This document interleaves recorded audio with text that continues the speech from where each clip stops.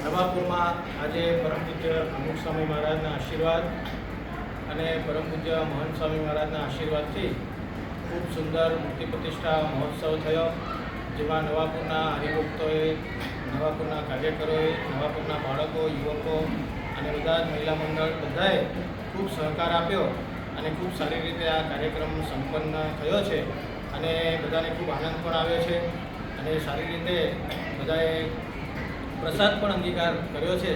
અને હવે આવતીકાલે જે સવારે આરતી થશે, સાંજે આરતી થશે, એમાં પણ હરિભક્તો પધારશે, સભામાં પણ હરિભક્તો પધારશે એવી આપણે બધાને વિનંતી કરીએ છીએ. જય સ્વામિનારાયણ.